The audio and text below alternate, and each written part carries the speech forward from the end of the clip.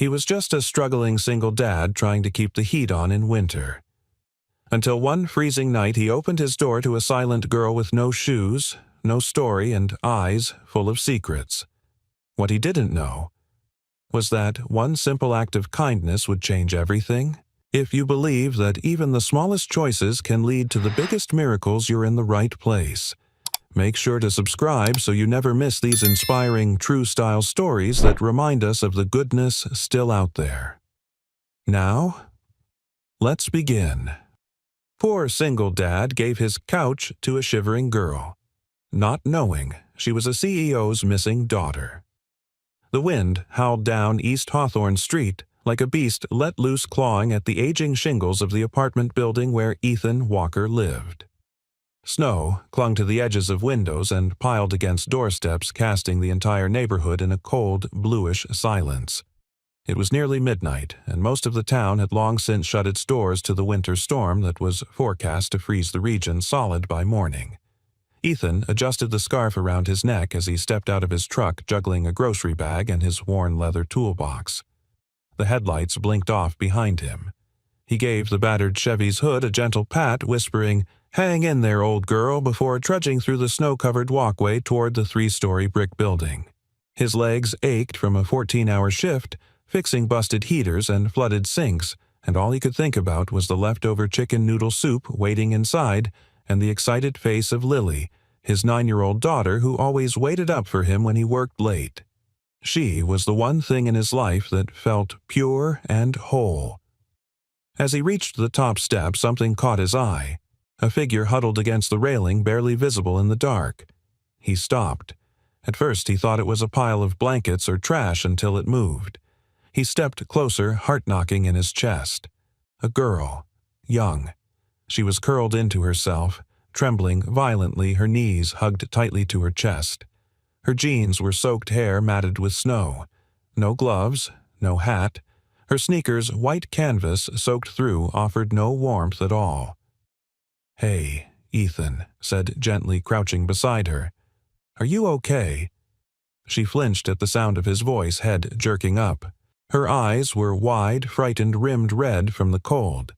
She didn't say anything, just stared at him like a wounded animal cornered in the woods. Ethan scanned the street. No one. Just wind, snow, and the soft hum of street lamps. He tried again. "Do you need help?" "You shouldn't be out here like this. You'll freeze." Still nothing. Just that look, something between terror and exhaustion. Then she whispered, barely audible, "Don't call the police. Please." That stopped him. Ethan's instincts kicked in. She was running from something. "I'm not calling anyone," he said calmly, raising both hands. I have a warm place. Just up there. You can sit on the couch, get warm. That's all." "Okay." For a moment she didn't move. Then, slowly, she nodded. He opened the door and led her inside. Lily was already dozing on the couch with her book sliding off her lap. When she saw the girl behind her father, she blinked and sat up. "Daddy?" "It's okay, sweetheart," Ethan said gently. "We've got a guest tonight. Can you grab the other blanket from your room?" Lily, always the curious one, glanced at the girl, then nodded and ran down the hall. Ethan motioned toward the couch. "Sit. Here, take my coat." He slipped it off and draped it around her shaking shoulders. She sank into the cushions like she hadn't sat down in days. Her teeth chattered and her hands were raw red from the cold. "What's your name?" Ethan asked, kneeling in front of her. She looked down, then whispered, "Mira." "Okay, Mira. I'm Ethan. That's my daughter Lily." He offered a gentle smile. "You hungry?" Her eyes flickered, then hesitantly she nodded again. 15 minutes later, Mira sat curled up on the couch in Ethan's coat, holding a steaming mug of soup with both hands. Lily sat nearby, fascinated but quiet. Ethan observed Mira closely. She couldn't be more than 16. Her face was pale, too pale. The bruise near her temple looked a few days old. Her knuckles were scraped. Something about the way she glanced at the window every few seconds made his stomach twist. "Did something happen to you, Mira?" he asked carefully. "Is someone looking for you?" Her shoulders tensed. I just need a place to stay. Just for the night. Please. He wanted to press her, wanted to know what had left her out in the cold, half-frozen, terrified. But there was something in her voice that stopped him. A desperation he recognized. He'd heard it before, in his own voice. The year his wife died, the week he lost the house, the night he had to choose between rent and medicine for Lily's asthma. He nodded once. You can stay. No questions tonight. Lily leaned over and whispered, She looks like someone I saw on TV. Ethan gave her a gentle hush, then turned back toward Mira. Her eyes were already closing the warmth, pulling her into sleep. She clutched the couch pillow like a lifeline, still wrapped in his coat lips, parted in exhausted breath. He turned off the lamp, letting the room fall into soft darkness. Later, as he lay on the floor in a blanket beside Lily's room, having given the girl the couch, Ethan stared at the ceiling. The wind had eased outside. Snow still fell, but gentler now. Something about the girl nagged at him. Her voice, her look, that name, Mira. He couldn't shake the feeling that this wasn't just a runaway, and that tomorrow would bring more than answers. It might bring consequences. Or it might bring something else entirely.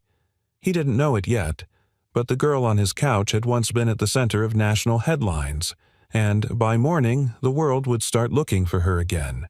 Morning arrived with the soft crunch of ice melting against glass and the quiet creaks of an old radiator groaning to life.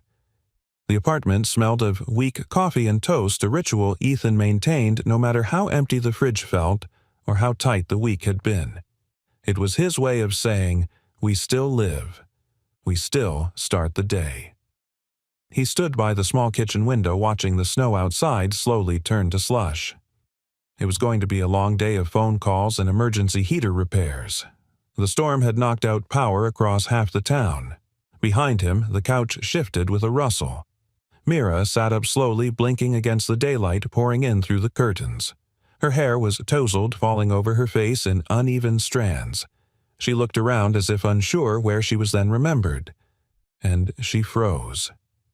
It's okay, Ethan said gently, turning from the sink. You're safe here. Mira didn't speak at first. Her eyes darted around the room like she was searching for escape routes. The coffee mug in Ethan's hand seemed to calm her. Something familiar. Ordinary. Did you sleep okay? He asked. She nodded slightly, still clutching the throw blanket around her thin shoulders. You hungry again? I have eggs, not much else. I'm fine, she whispered. Ethan studied her a moment. There was something haunted about her more than just fear.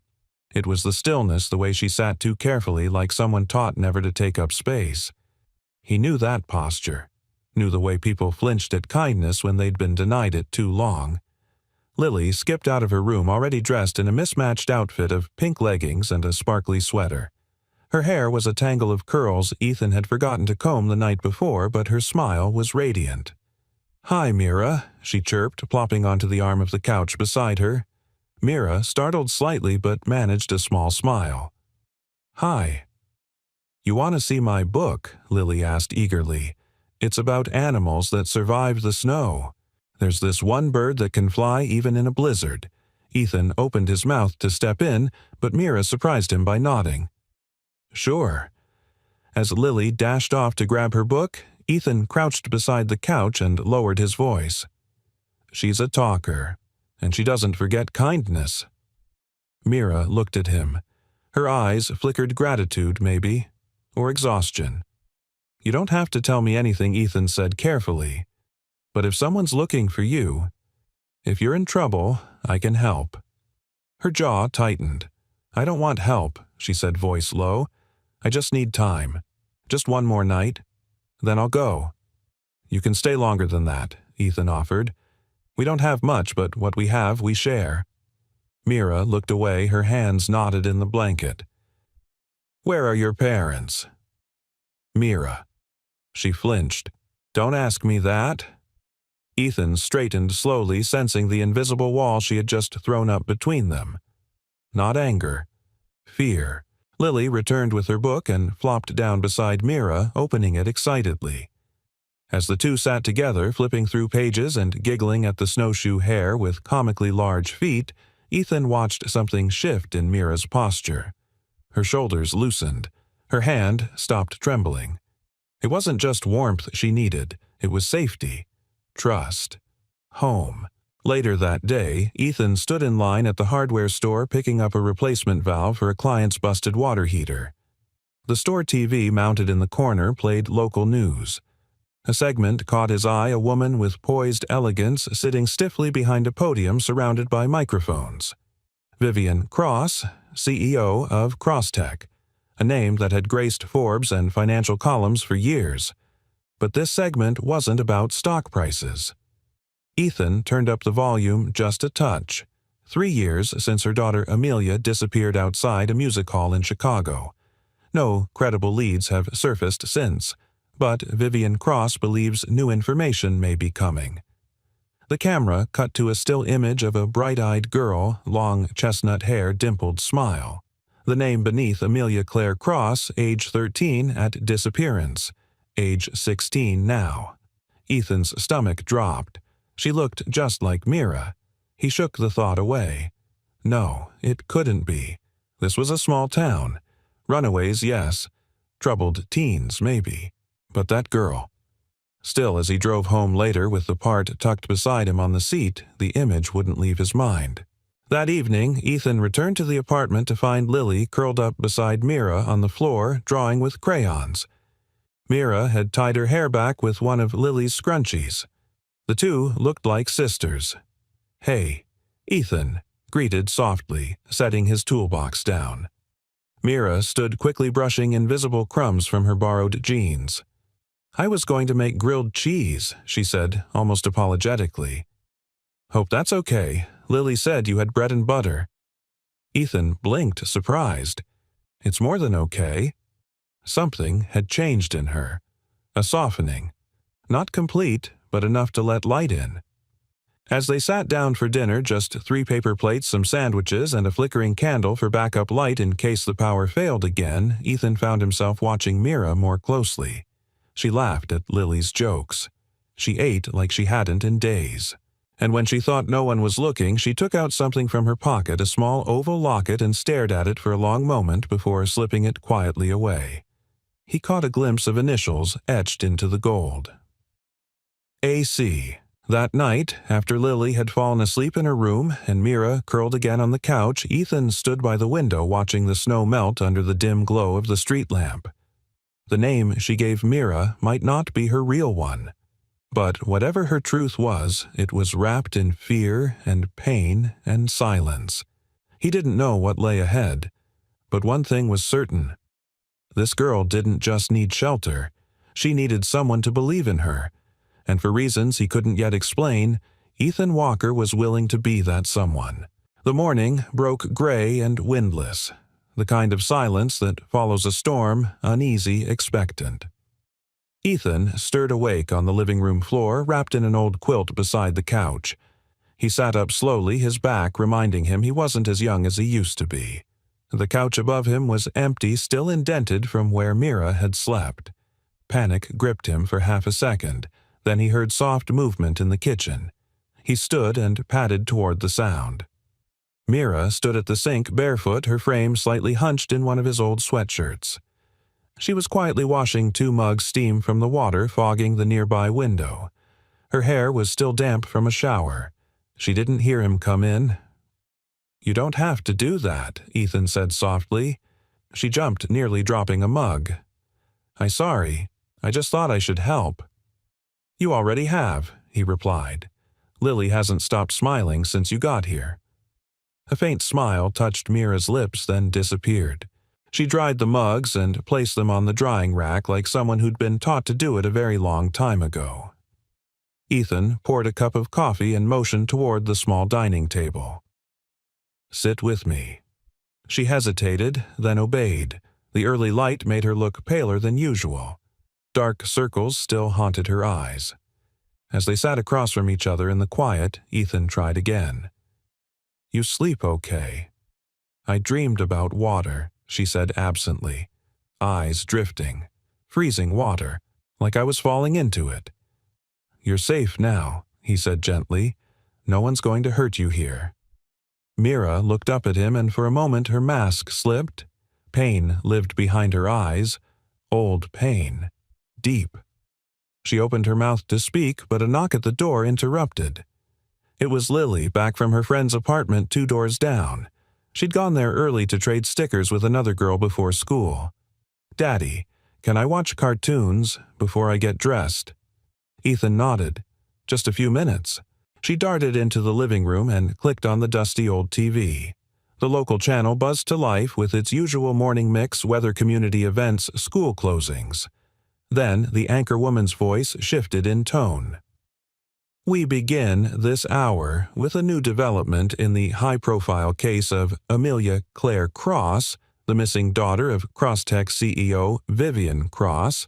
The girl, now 16, disappeared 3 years ago while attending a benefit concert in Chicago." Ethan turned toward the screen, his heart skipping a beat. A photo appeared. Amelia, age 13. Smiling eyes, bright hair brushed to a shine. She looked untouched by the world. Ethan glanced sideways. Mira had frozen. The resemblance was no longer a question. It was certainty. The camera shifted to a press conference. Vivian Cross, elegant and composed despite the weight of loss, stood behind a cluster of microphones. "If anyone sees a girl they believe might be my daughter, please contact local authorities. Amelia has a birthmark behind her left ear and a small scar above her right eyebrow. She may not go by her real name." Mira stood up abruptly, knocking her chair backward. Ethan instinctively caught it before it hit the ground. "Mira." "I have to go," she whispered. "I can't stay." "Mira, wait." But she was already pacing toward the door. He stepped in front of it, not blocking, just grounding, calm. "I'm not going to turn you in," he said. "I'm not asking you anything you're not ready to tell, but you don't have to run from us." "You don't understand," she hissed, eyes glistening. "If they find me, I go back to that life, to that cage. I wasn't kidnapped by strangers, Ethan. I ran. I ran because home was worse." The words stopped him cold. Behind them, the news anchor's voice carried on, talking about Vivian's foundation search parties and the millions spent on investigators. Mira was trembling. Ethan took a slow step forward. "You're safe here. You're not invisible to me, Mira, but you're not a headline either. You're just a kid who deserves peace." Mira pressed her hands to her face. Her voice cracked. "I don't even know who I am anymore. Not really. I don't know if Amelia is me, or just someone I used to pretend to be." Silence hung between them. Then Lily walked up holding her drawing. "I made this for you," she said softly. She handed Mira a piece of paper, a crayon sketch of 3 stick figures, a man, a little girl, and a taller girl with long hair. They were holding hands, standing in front of a small house with smoke curling from the chimney. Mira stared at it, speechless. "That's us," Lily explained. "Me, Daddy, and you. I gave you a flower dress. Hope that's okay." Mira looked at her, and something in her expression cracked wide open. It wasn't memory. It was longing. That afternoon, Ethan took Mira and Lily to the library under the guise of needing internet access. As Lily wandered off toward the children's section, Mira sat beside Ethan at a computer terminal, fidgeting with the sleeves of her hoodie. "You don't have to read it if you're not ready," he said, pulling up a cached article on Amelia Cross's disappearance. But she leaned in, eyes scanning the words. It was all there, news clippings, timelines, speculation. Vivian Cross's face was in nearly every article. Photos of lavish fundraisers, interviews about the company. One image stopped Mira cold, a family portrait taken the year before the disappearance. Vivian. Amelia. No father. "That's the house I grew up in," Mira said suddenly. Ethan turned. "You remember it?" She nodded. "I remember the windows. How I used to press my face to the glass and pretend I lived somewhere else." He let that sink in. "You don't have to go back to what hurt you," he said quietly. "But you also don't have to carry it alone." Mira looked at him. Really looked. You believe me? I believe what you're brave enough to say. She closed her eyes, breathing shakily. I need to find out who I really am. But I don't want to do it without Lily. Or you. Ethan nodded. Then we'll figure it out. Together. Outside, the sky had begun to clear. The town once buried in snow was thawing. Slowly, carefully, just like the girl in his care. The sky had turned to a soft amber haze by the time they returned home, the last blush of sunset hanging low behind the bare trees. The storm had passed, leaving behind cracked sidewalks, damp porches, and a quiet that clung to the town like a secret. Ethan pulled into the driveway slowly, his thoughts spinning faster than the truck's tired engine. Mira hadn't said a word the whole ride back. She sat in the passenger seat, her fingers curled around the drawing Lily had made, now slightly creased at the corners. In the back, Lily hummed softly, oblivious to the weight in the air. When they entered the apartment, Mira moved to the couch wordlessly. She folded the drawing and tucked it into her backpack, almost like she was trying to hide it away, not from view, but from hope. Ethan watched her for a moment, then made 2 mugs of cocoa, the real kind, not the watered-down packets. He handed one to her without speaking, and sat in the chair across from her. "You don't have to talk," he said, voice low. "But if you want to, I'll listen." Mira stared into the cocoa for a long moment. Then softly, "I ran away the night of the charity concert." Ethan didn't move. "I wasn't taken like the papers say." She continued, "I slipped out the back of the theater. No cameras caught it. The staff thought I was in the restroom. It was easy." "Why?" Ethan asked gently. She looked up at him then, and for the first time he saw the full truth in her eyes. "Because I couldn't breathe in that life. I wasn't a daughter, I was a display. A project. Everything I said was rehearsed. Every smile was for show. And if I stepped out of line even a little, it was ice. That kind of silence you don't recover from." Ethan swallowed hard. Vivian Mira nodded. She wasn't cruel the way people think cruelty looks. She didn't hit. She didn't scream. But she made sure I knew I was a disappointment. Not polished enough. Not smart enough. Not cross enough. After my father died, it got worse. She set the mug down. Her hands trembled slightly. There were days I would sit in my room for hours just staring out the window, pretending I lived somewhere like this. Somewhere warm and loud and kind. And then, one day, I just walked away. Ethan leaned forward, elbows on his knees. And for 3 years, foster homes. Shelters. Sleeping in libraries when I could. I used the name Mira because it was close to Amelia, but not enough to trigger attention. I dyed my hair once. Cut it. Grew it back. Worked under the table cleaning jobs. She let out a shaky breath. I was doing okay in a way. I made it almost 2 years without anyone asking too many questions. But 3 weeks ago, I took a job cleaning at a motel outside Chicago. One of the guests recognized me from a photo. I panicked, ran again, got on a bus, ended up here. Ethan was silent for a long beat. Then, gently, "Why did you stop walking that night? Why this street?" Mira blinked. "There was a light in your window. Just one window. Warm, yellow light. Not the cold kind. And for a moment I thought, maybe I'd be safe if I made it to that door." He closed his eyes briefly. She added almost in a whisper, "I didn't expect kindness. I just hoped someone might not slam the door in my face." "You deserved more than that," Ethan said quietly. "You deserved to be a child, not a brand." Mira swallowed the lump rising in her throat. She hadn't cried, not in front of anyone in years. But something about this man, this home, this humble space filled with second-hand furniture and hand-drawn pictures on the fridge, it dismantled her defenses. He saw her. Not the heiress, not the runaway. Just her. A knock at the door made them both jump. Ethan stood cautiously glancing through the peephole. It was Mrs. Donnelly, the elderly neighbor from 3B, clutching a basket. He opened the door with a forced smile. "Evening, Ruth. You're running low again, aren't you?" she said without preamble. "I saw you bringing in that skinny girl the other night. Thought I'd drop off some chili. Warms the bones." She peered past him and spotted Mira. "Well, there she is. Poor thing looks like a whisper." Mira tried to smile. "She's a friend of Lily's," Ethan said a practiced line. Mrs. Donnelly raised an eyebrow but didn't pry. She handed over the basket and tapped his chest with a gloved finger. "You're a good man, Ethan Walker. Not many would open their doors these days."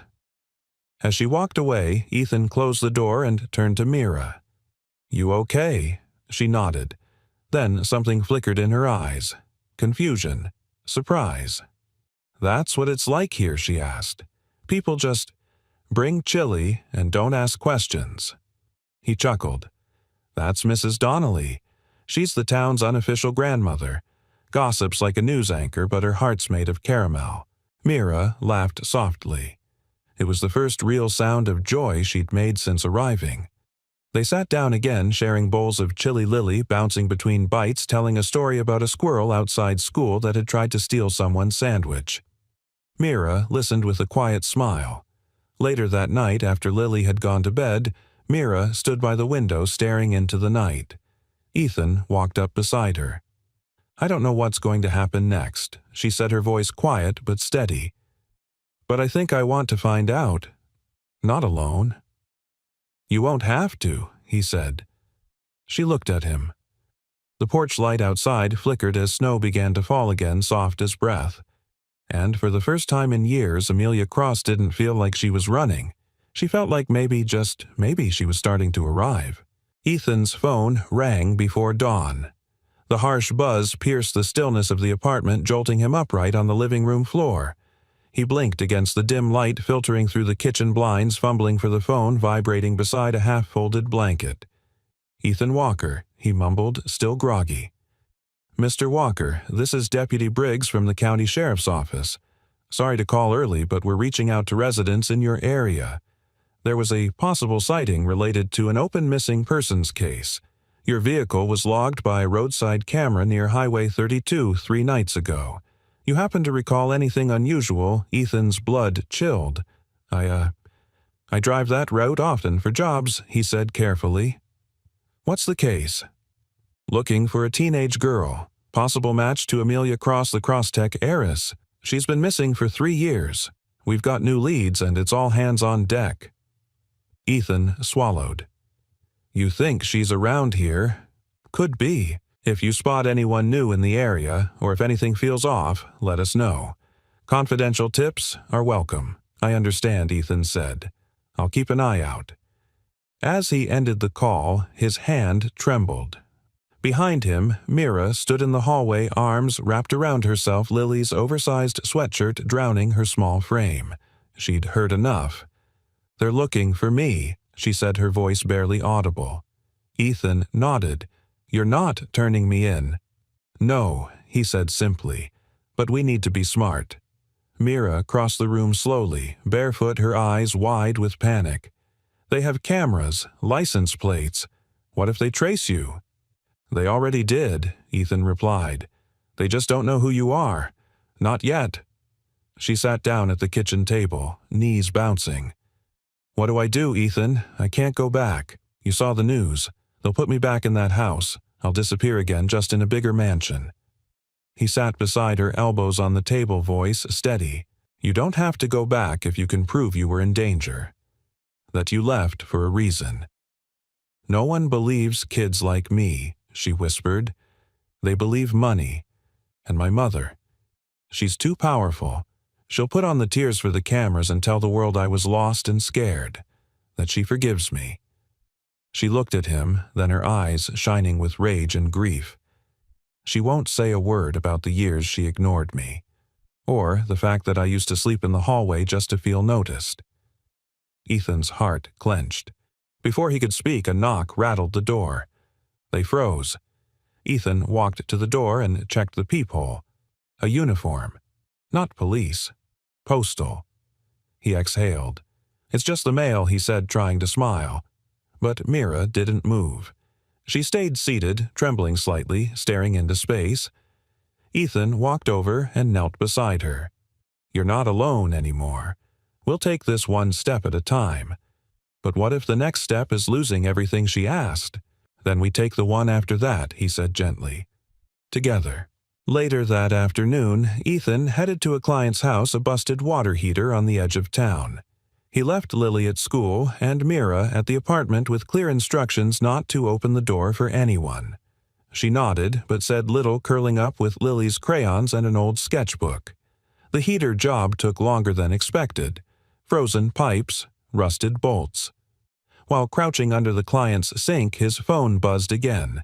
This time it was a voicemail from an unknown number. He stepped outside to listen. "Mr. Walker, my name is Daniel Marks. I'm an independent journalist. I received an anonymous tip that Amelia Cross might be hiding in your town. The lead came through a forum that tracks runaways and false news narratives. I don't want to stir up trouble, but if you know anything, please call me back.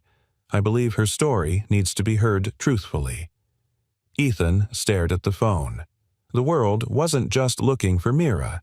They were hunting her with motives of their own. Not all of them pure. Back at the apartment, Mira flipped through the news channels on mute. Each station rehashed the same talking points. Vivian Cross's emotional plea, grainy photos from years ago, blurred clips of potential Amelia sightings that looked nothing like her. One clip showed a woman speaking to reporters outside a private school. She was always a quiet girl, sweet, never made waves. But I heard the pressure at home was a lot. Mira stared at the screen. Someone knew. Someone else had seen it. She flipped to another channel. This time, it wasn't just speculation. It was a newscast with a banner. Former Crosstech employee claims Amelia's disappearance was inevitable. A grainy interview followed, voice disguised, face blurred. She was more of a mascot than a daughter. No kid should live like that. Mira's hands clenched the edge of the couch. Outside the window, snow began to fall again. But for the first time, she didn't feel like hiding. When Ethan returned home, she met him at the door. "I need to tell my story," she said. He raised an eyebrow. "To who?" "To someone who will actually listen. Someone who won't twist it. That journalist who called you, maybe he's different." Ethan nodded slowly. "It's your choice. But once you go forward, there's no going back." "I know," she said, "but maybe that's okay." She looked over her shoulder at the drawing still pinned to the fridge, Lily's picture of the three of them. "I want to stop running. For me. For her." Ethan's voice was quiet. "Then let's find your voice again." That night, Mira sat at the kitchen table with a blank piece of paper. Ethan handed her a pen. "You don't have to write everything. Just start." She nodded and bent over the paper, and with a deep breath she wrote, "My name is Amelia Claire Cross. I wasn't kidnapped. I left. And this is why." The storm outside gathered again, but this time she wasn't afraid of it. The glass walls of the conference hall gleamed beneath the morning sun, overlooking the frosted skyline of Chicago. A row of sleek microphones lined the podium like silent sentinels. Cameras flashed. Reporters murmured behind cupped hands. Security stood at full alert near the exit's, earpieces glinting under tailored coats. Vivian Cross entered the room to a wave of clicks and whispers. Impeccably dressed in a steel-gray blazer, her posture was flawless, chin slightly lifted, a portrait of composure. But behind the crisp professionalism was something harder to ignore. Grief, aged and tightly wrapped in control. Her eyes, lined with fatigue and unspoken desperation, betrayed a mother whose time was running out. She adjusted the microphone. "I'd like to thank you all for coming." She began, her voice smooth but deliberate, like every syllable had been carved from stone. 3 years ago, my daughter Amelia Claire Cross vanished. And for 3 years I have searched, hoped, and grieved every single day. A photo of Amelia at age 13 flickered on the screen behind her bright smile head, tilted slightly, a glittering piano in the background. She was last seen wearing a blue dress and black coat. She had a small scar above her right eyebrow and a birthmark behind her left ear. And though she may no longer resemble the girl in this photo, I am certain as any mother would be that she's still out there. Vivian paused, letting the silence hang just long enough. I'm offering a renewed reward, $5 million for credible information leading to her return. Cameras flashed, reporters scrambled for questions. But Vivian raised her hand calmly. No further statements today. She stepped away from the podium, ignoring the sudden swell of noise behind her. Outside the hall, a woman approached with a phone pressed to her ear. "Ma'am," she whispered, "we may have something." A tip came in through an anonymous channel. "Small town, north of here. Preliminary details. Might be credible." Vivian didn't respond immediately. Her eyes drifted to the skyline, to the falling snow catching on the glass. "Schedule the jet," she said. "I want to see it myself." Back in the apartment, Mira sat on the floor surrounded by torn notebook pages and doodles Lily had made to help with inspiration. The little girl knelt beside her, determinedly coloring a rainbow over Mira's name in block letters. "Do you think your mom will cry when she sees you?" Lily asked innocently. Mira hesitated. "I don't know." "She should," Lily said firmly. "If she loves you." Mira didn't respond. Her fingers ran along the spine of a worn photo album Ethan had left nearby Lily's baby pictures, birthdays, school projects. Love was woven into the pages of that album in ways her own family had never understood. There were no nannies here, no private tutors, or staged holiday cards, just messy faces, crayon confessions, and real raw life. Ethan walked in coat dusted with snow. He caught the look on Mira's face and sat beside her. "Something on your mind." She looked up. "Do you think she'll actually come?" "My mom.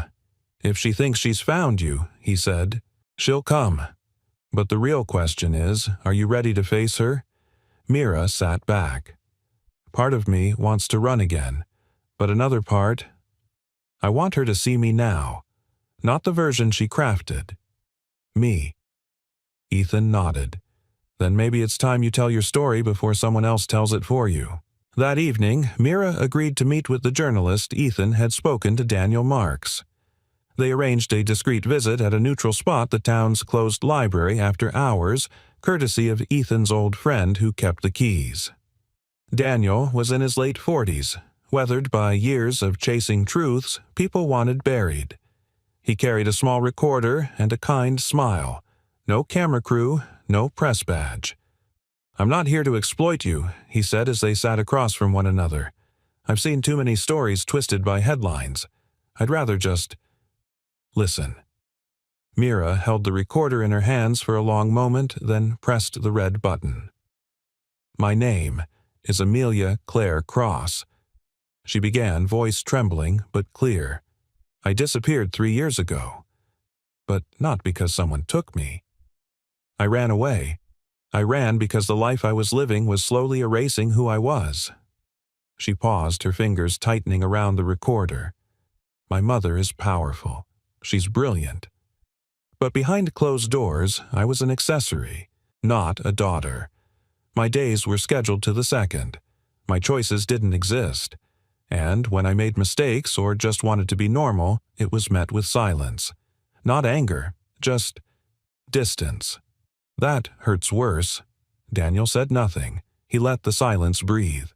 "I don't want money," Mira continued. "I don't want revenge. I want to be free to live a life that belongs to me. And I want the world to know that kindness saved me. A couch in a stranger's living room saved me more than any mansion ever did." She clicked off the recorder. Daniel sat back, visibly moved. "May I publish this exactly as you said it?" Mira looked to Ethan, who nodded gently. "Yes," she said. "But don't make it a scandal. Make it human." He smiled. "That's the only kind worth telling." That night, Mira couldn't sleep. She sat by the window in the dim light, watching the street below. Snow drifted past the lampposts. A car rolled by and parked across the street, sleek black, clearly not from town. She didn't have to guess. Ethan stepped beside her. "She's here, isn't she?" Mira nodded. "She's always 10 steps ahead. You don't have to face her tonight." Mira stood exhaling deeply. "No, but I'm not the same girl who ran away." As she walked toward the bedroom to rest before morning, Ethan called softly after her. "No matter how this ends, you've already won something back." She turned. "What yourself?" And in the hush of that winter night, as the world outside shifted beneath a thin veil of snow, Mira Amelia closed her eyes, knowing that for the first time she wouldn't be running when morning came. She would be seen. The air was still the next morning. Not silent, but tense like a breath being held. Ethan rose, early muscles stiff from the floor again, and wandered into the kitchen. The apartment was unusually quiet. Lily was still asleep, her door half closed. But the living room was empty. The couch, blanket folded, pillow untouched, and Mira gone. His heart stuttered. "Mira," he called already, striding toward the bathroom. Empty. Kitchen. Nothing. Her backpack gone. The front door locked but not deadbolted as he always left it. A folded note sat on the kitchen table. His hands shook as he opened it. "I'm sorry, Ethan. You gave me more than I deserved. That's why I can't risk bringing trouble to your door. I need to face this alone.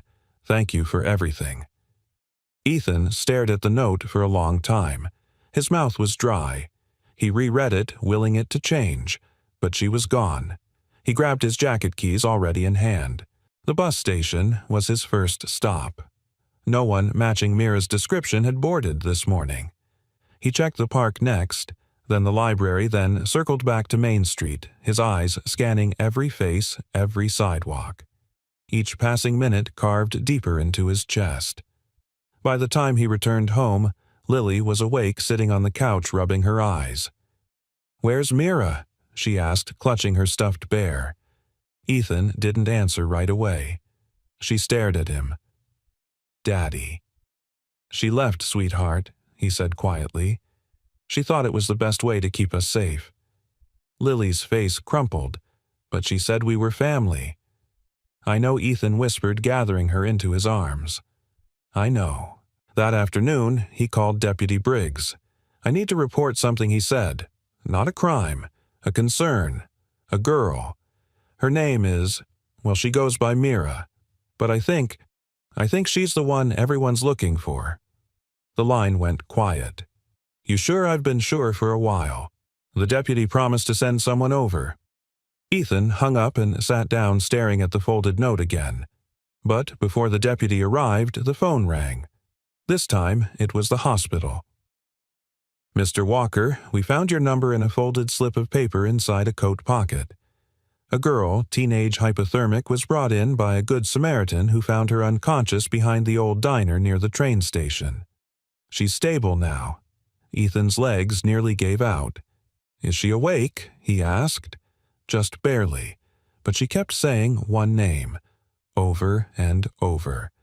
What name? Lily. He reached the hospital in under 10 minutes, barely remembering the drive. The nurse guided him through the emergency wing and pulled back the curtain to reveal the narrow bed. Mira lay there, face-paled IV in her arm, oxygen gently hissing beside her. Her lips were cracked, eyes closed, but her hand twitched when he said her name. "Mira." "I'm here." Her eyes fluttered open slowly. "Ethan." "Don't ever do that again," he said, his voice breaking. "You don't run from family. Not anymore." "I was scared," she whispered. "I know. But don't go alone. Not anymore." A nurse stepped in, clipboard in hand. "There's someone here to see her," she said. "A woman." Ethan turned slowly. Vivian Cross stood in the hallway, immaculate as always. But this time the expression on her face wasn't one of poise. It was something Ethan hadn't expected. It was heartbreak. The nurse gestured her forward. Vivian stepped into the room, her heels silent against the tile. Mira's breath caught. Her fingers tightened around the blanket. "Hi, Amelia," Vivian said, voice barely above a whisper. Mira didn't respond. Vivian looked at Ethan. "You're the man who sheltered her." I'm the man who saw her, he replied. Vivian nodded as if she deserved that. I've searched for you every day, she said to her daughter. No, Mira rasped. You searched for the version of me you lost, not me. Vivian looked stricken, but she didn't argue. I didn't know how to love you, right? She said. I controlled everything because I thought that would keep you safe. But I see now. It kept you caged. A pause. Then, softly, I'm sorry. Tears slipped silently down Mira's cheeks. I don't want to go back, she said. You don't have to, Vivian replied, voice cracking. I don't deserve to make that demand. But I want to start again. I'll go slow. I'll earn your trust this time. Ethan took a step back, letting the moment belong to them. But Mira's eyes found him. I don't want to lose them either, she whispered. Vivian looked at Ethan, then back at her daughter. Then we don't lose anyone, she said. We build something new, if they'll let us. Outside the hospital, snow began to fall again. But this time it wasn't heavy or sharp. It was soft, like lace unraveling in the sky. And as Ethan stepped out into it, Mira beside him in a wheelchair, Vivian pushing gently Lily, running ahead with her arms spread wide, he realized something profound. Kindness didn't always prevent storms, but it could guide someone home. The hospital room was filled with winter light. Soft golden beams slipped through the half-drawn blinds, spilling warmth across Mira's pale face. The room smelled faintly of antiseptic and warm linen. Machines beeped steadily in the background, but the atmosphere was no longer tense. It was tender, suspended in a moment that felt like the calm after a long, merciless storm.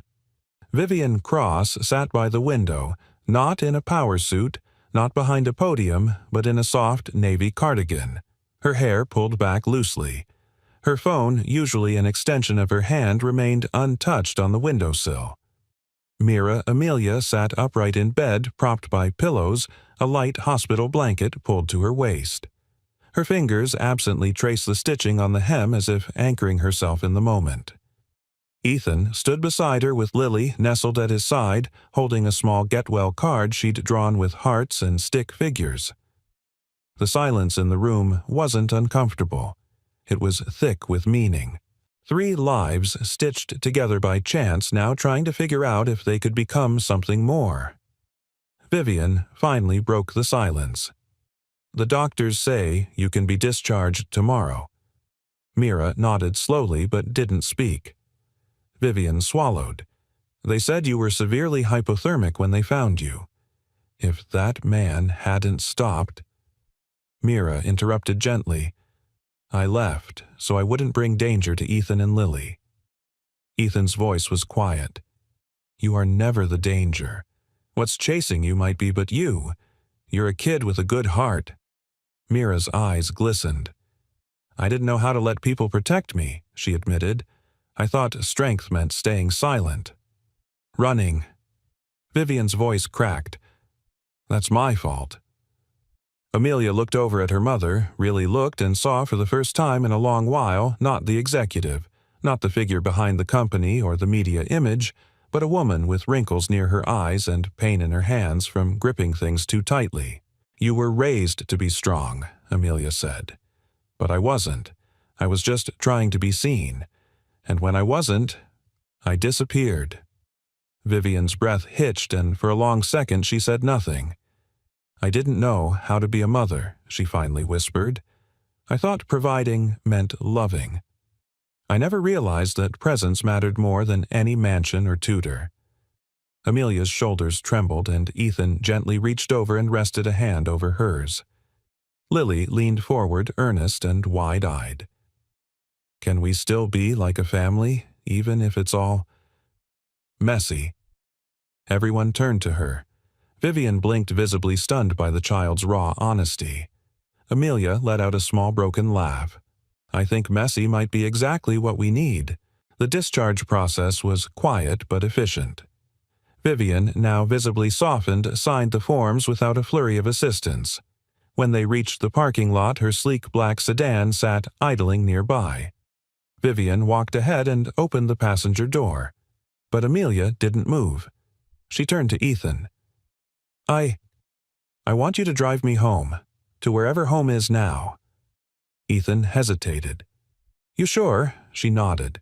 I've spent enough time in silent cars with tinted windows. Vivian didn't argue. She handed Ethan the hospital bag with a surprising lack of protest and said, I'll follow.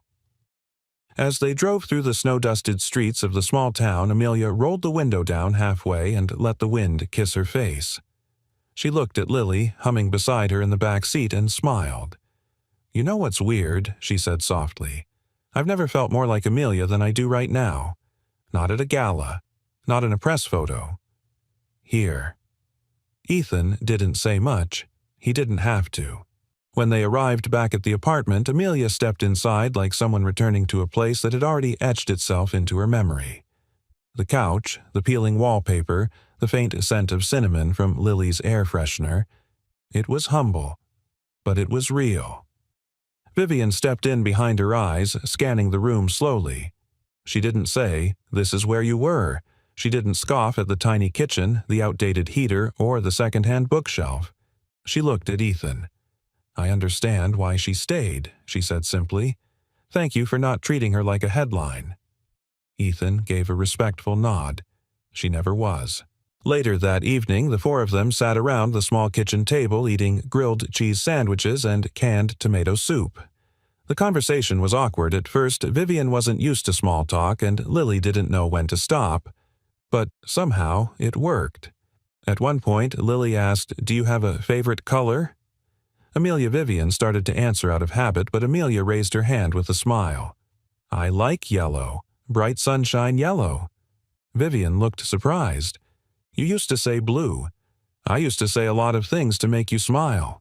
Amelia said, not with anger, but truth. Vivian lowered her eyes.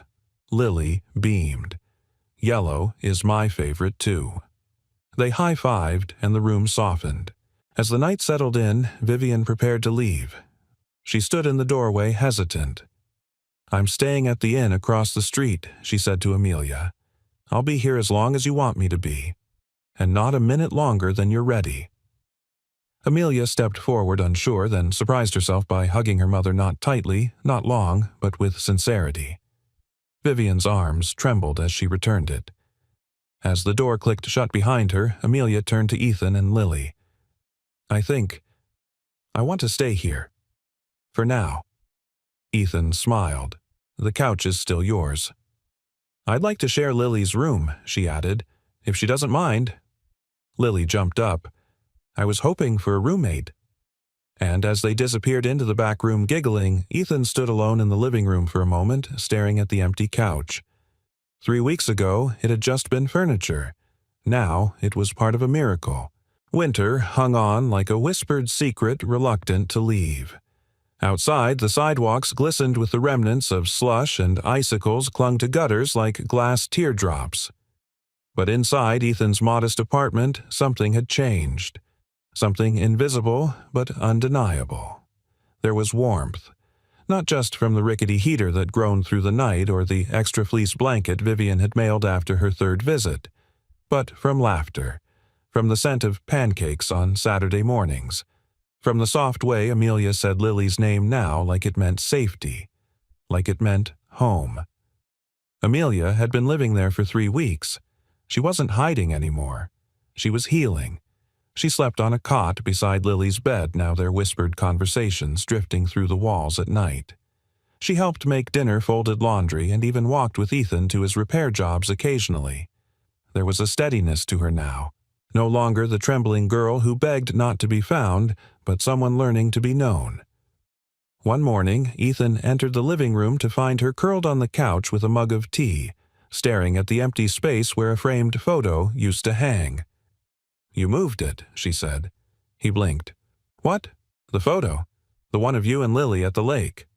"Oh," Ethan said, rubbing the back of his neck. "Yeah. The frame cracked.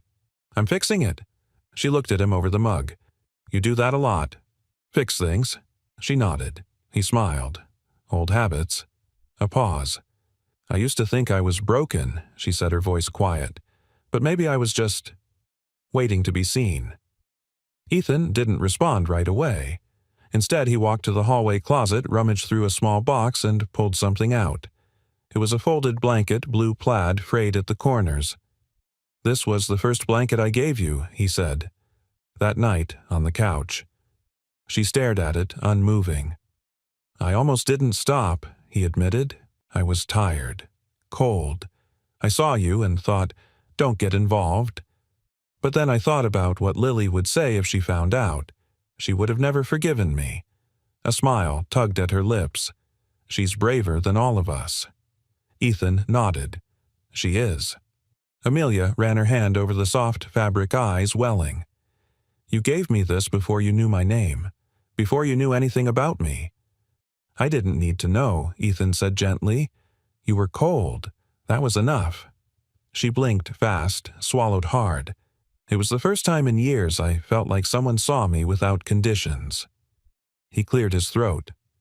"Funny thing is, I think you saw us too. You reminded me I still had kindness in me I'd forgotten how to use." They sat in silence for a while, the kind that didn't require filling. Then Amelia looked up. "Do you believe in second chances?" Ethan smiled. "I believe in earned chances, and you've done more than earn yours." She nodded slowly, then said, "There's something I want to do. For you." That afternoon, Ethan returned home from a repair job to find Vivian standing in the apartment parking lot in a wool coat and flat shoes, not her usual appearance. She held a small envelope in one hand and a hesitant look on her face. "I'm not here to disrupt anything," she said as he approached. I was told to meet you here, by my daughter." Ethan raised an eyebrow. Together they climbed the stairs. When he opened the door, he stopped. Inside the apartment stood Amelia and Lily.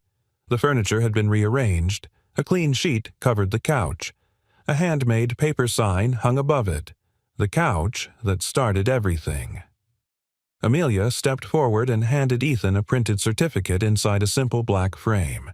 At the top it read, "Donation, in honor of Ethan Walker, builder of safe spaces to the Harmony Center for Runaway Youth. Opening spring, 2025. Ethan looked from the certificate to Amelia. "I used the reward money," she said. "Not all of it, but enough. The rest is going into a trust for the center. A place where kids like me don't have to freeze on porches. A place with couches, and warm blankets, and people who listen." Ethan stared at the paper, speechless. Vivian cleared her throat, stepping forward. "She told me the idea last week. Said it was the only way the money would mean something." "It does," Ethan said, his voice rough. "It means everything." He sat down on the couch, and stared at the space that had once been just a patch of worn fabric, but now held the weight of something sacred. Amelia sat beside him. "This was never just a couch," she said. "It was a door. You opened it, and my life changed." He looked at her. "You changed it," he said. "I just gave you a place to begin." Lily climbed onto his lap, holding his arm tightly. "Can we go see the center when it opens?" Amelia smiled. "You'll cut the ribbon." Lily. Vivian looked around the room, her eyes softer than they'd ever been. "I spent 3 years trying to rescue my daughter with press releases and private investigators," she said. "But she was saved by a couch and a stranger who refused to walk away." Ethan shook his head. "I wasn't a stranger for long. And in that room, with snow beginning to fall softly again outside a family that didn't match on paper, sat close enough to prove they didn't have to.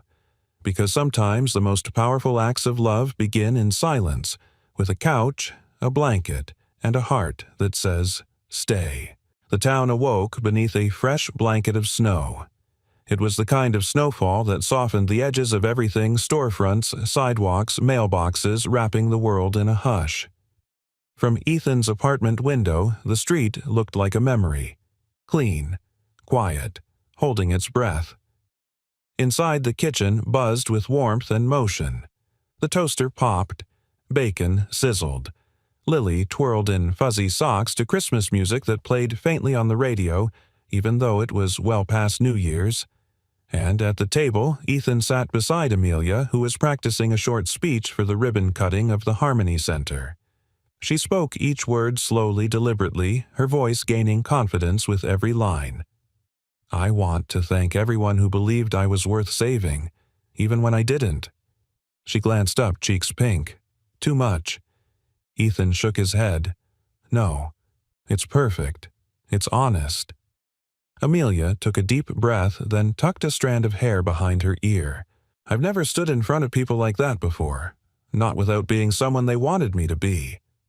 Ethan smiled. "Then maybe it's time they meet the real you." Vivian arrived a few minutes later carrying boxes of fresh bagels and folders from the nonprofit team coordinating the center. Her visits had become more frequent, but less about checking in and more about showing up. She no longer looked like the woman who held press conferences. She wore jeans now. Sometimes even forgot her makeup. It suited her in a way she hadn't expected. "Traffic's already building near the center," she said as she placed the boxes on the table. "Press vans, local news, a few big names." Amelia winced. "I don't want it to feel like a publicity stunt." Vivian nodded. "It won't. Not with the way you've handled it. This is your story now." Amelia glanced at Ethan. "Our story." Lily piped up from under the table. "And mine, I get to wear my sparkly dress." Vivian laughed softly. "You do, sweetheart, and you'll outshine everyone." By noon, the four of them stood before the modest brick building on the far edge of town. It was simple, no frills, yet beautiful in its purpose. A new coat of paint, wide windows, a wooden sign above the double doors. The Harmony Center, a place to be found. A small crowd had gathered local leaders, reporters, a few of Ethan's old clients, and a group of teens from neighboring towns. The mayor gave a brief introduction applauding the project for changing the way we define rescue. Then she handed the microphone to Amelia. She stepped forward, the winter air nipping her cheeks, and glanced once at the folded speech in her pocket. Then she put it away. She looked up at the crowd, her voice clear. "My name is Amelia Claire Cross. I disappeared 3 years ago, but not in the way the world believed." A quiet ripple passed through the crowd. "I wasn't taken. I ran. I ran because I felt invisible in my own home, because I was tired of being perfect for cameras and empty in real life. I thought freedom meant escaping. But I was wrong." She paused. "Freedom found me on a snow-covered street when a man I didn't know opened his door and gave me the only couch he had."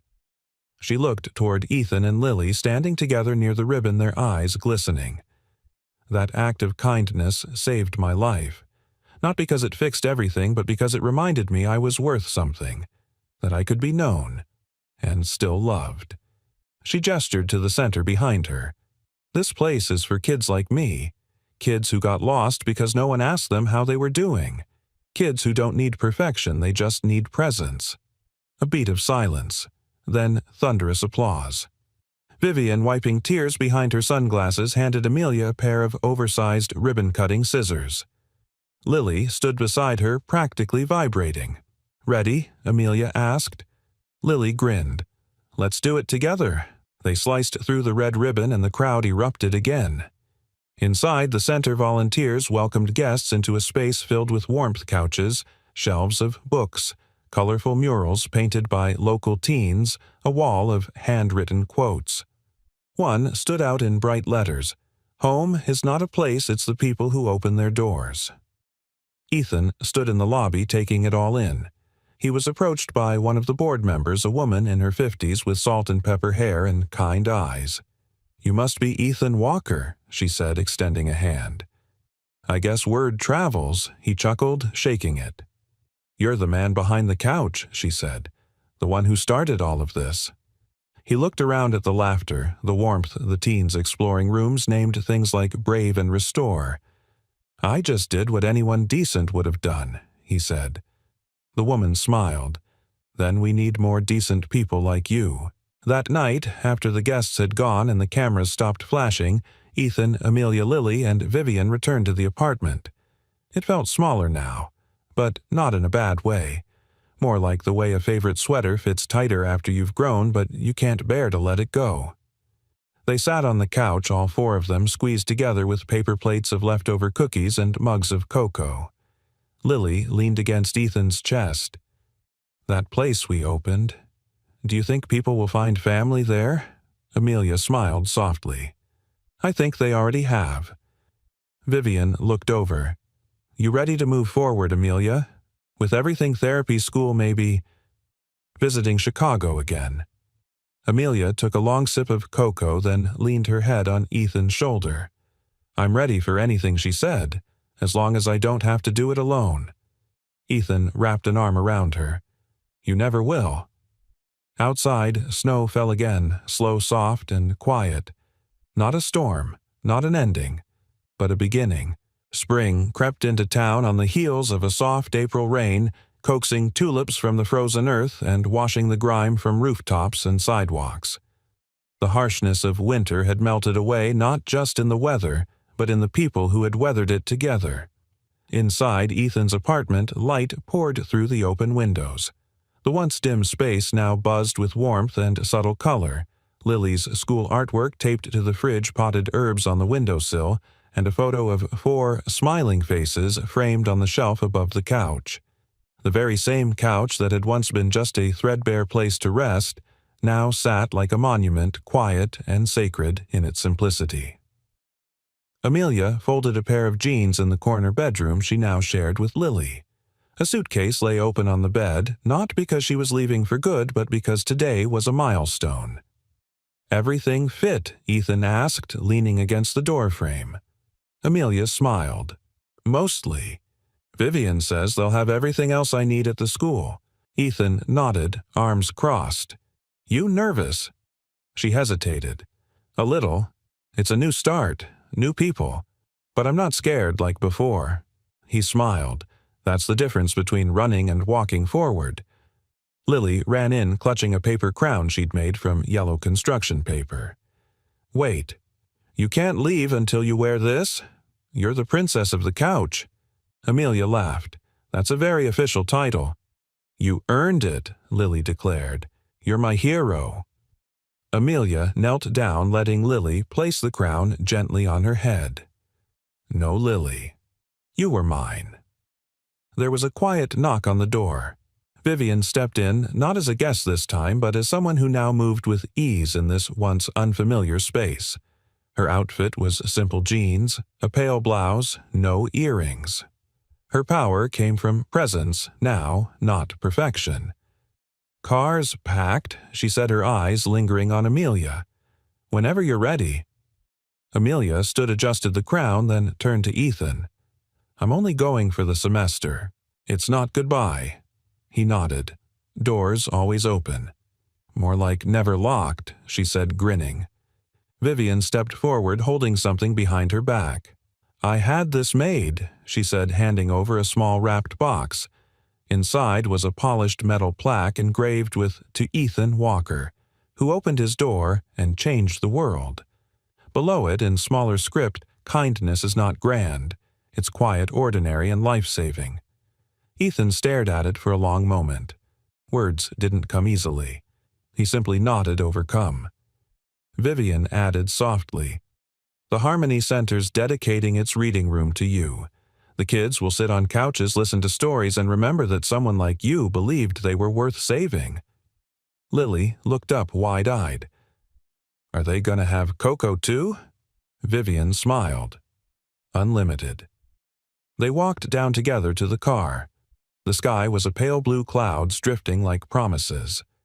As they reached the sidewalk, neighbors waved. One even called out, "We're proud of you, Amelia." Amelia waved back, stunned. "They know," Ethan chuckled. "They've always known. They just waited for you to know it too." She hugged Lily tightly, whispering something that made the little girl nod solemnly and promise pinky swear. Then she turned to Ethan. Their hug was quieter, longer, no words. Just trust passed between arms. "Take care of yourself, sunshine," he whispered. "You too," she said. "And thank you for seeing me." She climbed into the car. Vivian gave Ethan a final nod, one that carried gratitude and something like friendship, and they drove away. But this time Amelia didn't look back out of fear. She looked forward with hope. Weeks passed. Letters came. Then video calls. Then packages. Ethan's life remained simple, fixing heaters, replacing faucets, coaching Lily's soccer team. But the simplicity now had depth. One Saturday, Lily stood on stage at the school's spring showcase. The auditorium buzzed with applause as students recited poems and stories they had written. When it was Lily's turn, she stepped to the microphone in her sparkly dress and yellow crown. My story is called The Couch That Found a Girl. Ethan sat straighter in his chair. She began. Once there was a couch. It was old and squeaky and didn't match anything. But one day a girl sat on it who had nowhere else to go. The couch didn't care. It gave her a place to rest. And then it gave her a family. The audience went silent. The girl thought she was lost, but the couch didn't see lost things. It only saw someone worth keeping. And that's how we became a family, not by matching, but by choosing. Tears welled in Ethan's eyes. When Lily finished, she looked directly at him and smiled. Later that night, as they returned home, Lily climbed onto the couch and curled up under a soft blue plaid blanket. Ethan sat beside her, holding a cup of cocoa in one hand and the plaque in the other. The apartment was quiet. Outside, a breeze carried the scent of earth and distant blossoms. Dad Lily whispered, "Yeah, do you think couches remember people?" He looked down at her, tucking the blanket under her chin. "I think the good ones do." She smiled, eyes drifting closed, and Ethan leaned back, letting the silence hold him, not empty but full, of memories, of second chances, of the family he never saw coming. Sometimes the miracle isn't in the thunder or the lightning. Sometimes it's just in opening your door and finding someone who stays. Where are you watching from? We'd love to hear where in the world you're joining us. Drop your city or country in the comments below and let us know which part of the story touched you the most. If you haven't already, make sure to subscribe so you don't miss any of our heartfelt stories that celebrate kindness, love, and the quiet strength of everyday people. Thank you so much for spending this time with us. Your presence here truly means the world.